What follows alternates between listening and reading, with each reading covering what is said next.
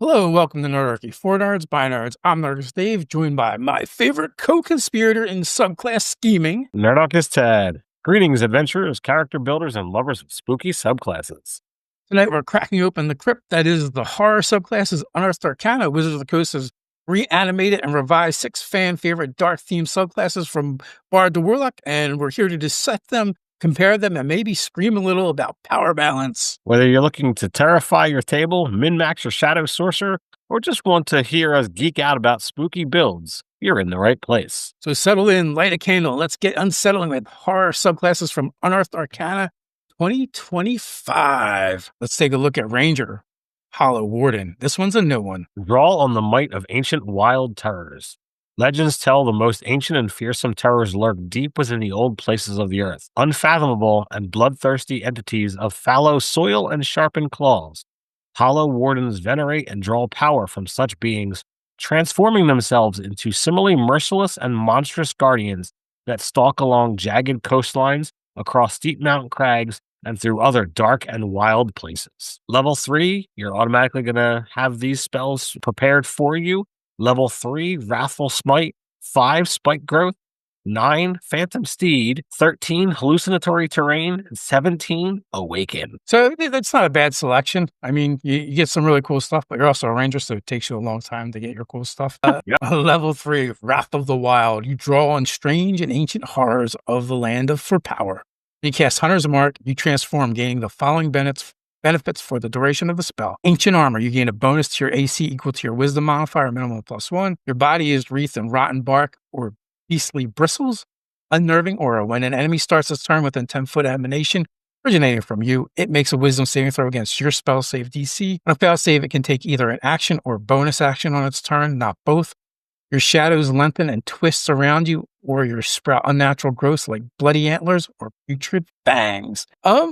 This is a strong ability, especially because it's like based around a keystone ability of the Ranger. Like, it's always been a keystone ability in 5e, but when you went from 2014 to 2024, they finally just acknowledged it and went, okay, if you're a Ranger, you use Hunter's Mark. That's what you do. It's part of being a Ranger. I kind of like things that build on it because it's something you're going to use often. And this is an instance of it getting used in pretty interesting ways and really buffing your Ranger. All right. Now, if I'm going to talk about two things with this ability. Number one, I absolutely love visual changes to characters and being able to be like, look, I grow spikes or antlers or fangs. I'm not granted any natural attacks with what's going on, but a physical transformation is just fun to do.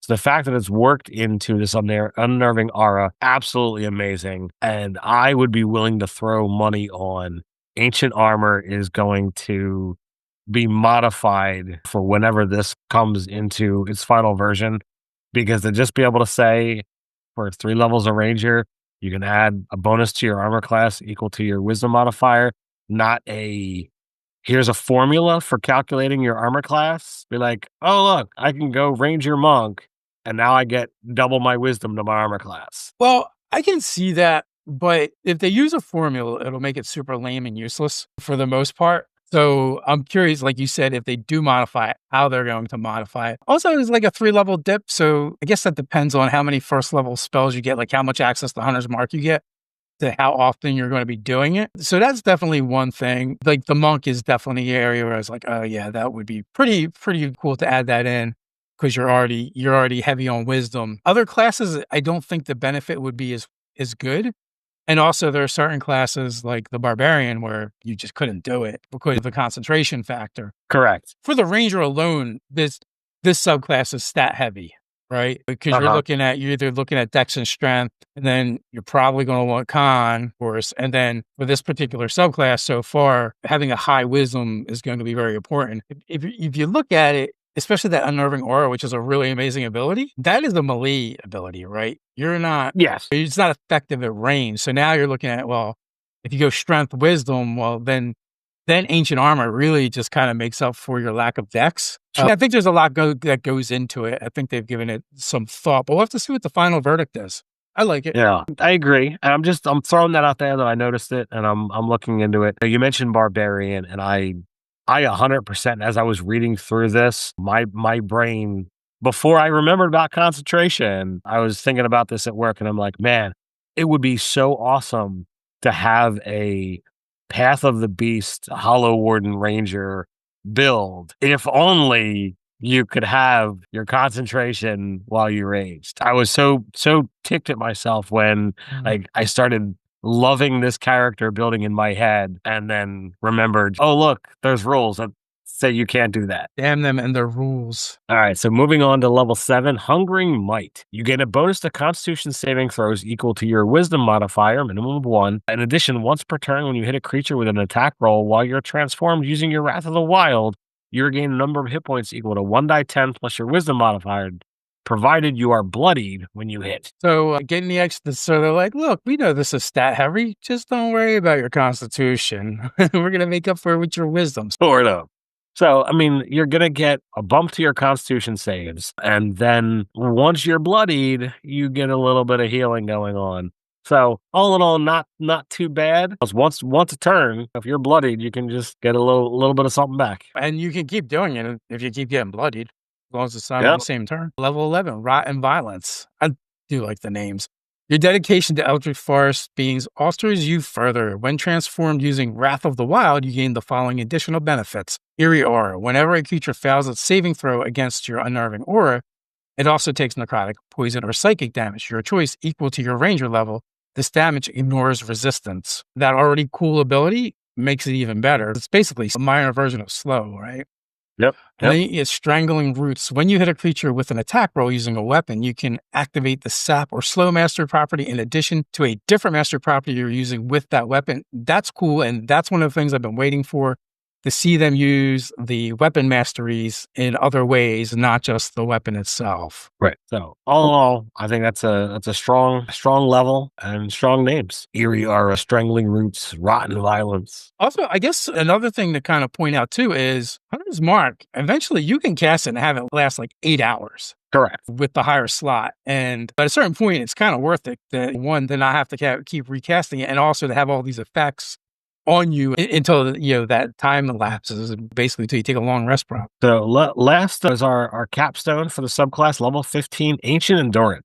You become wholly suffused with the forest's ancient power, granting you the following benefits. Persistent Hunt. If you drop to 0 hit points while transformed using Wrath of the Wild and don't die outright, you can expend a level 4 plus spell slot, no action required.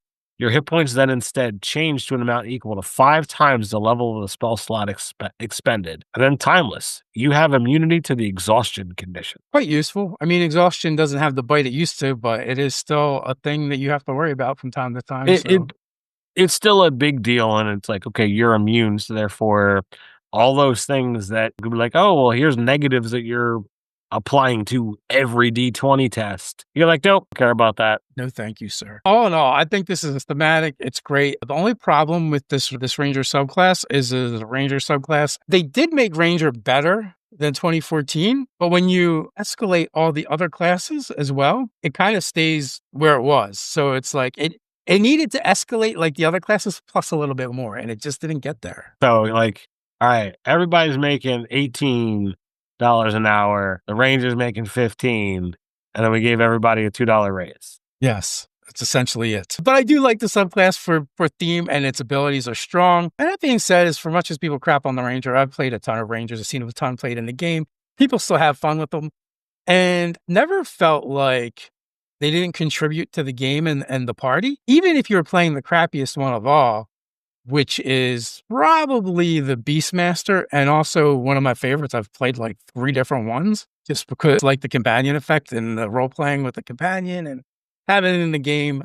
I don't know. Sometimes it's more about the role playing and the fun you have at the table than the effectiveness of your character. You don't have to have a mechanically superior character or class to have fun doing RPGs. I've played characters that are absolutely subpar and had a blast, and I've played characters that are specced out to the nines and it hasn't been as much fun. So it's about the game. It's about the table. It's about the connection between the people and the story that's being told by everybody. Folks, what do you think? What do you think of the subclass? And are you playing Rangers in 2024? Have you completely given up on the Ranger? Let us know down below in the comments. Thanks for joining us in the crypt tonight. Whether you're now haunted by balance questions or inspired to write a whole new campaign arc, these horror subclasses definitely bring the flavor. Like what you saw, smash the like button like a Warlock pack gone wrong, and subscribe so you don't miss the next time Wizards drops fresh subclasses for us to discuss.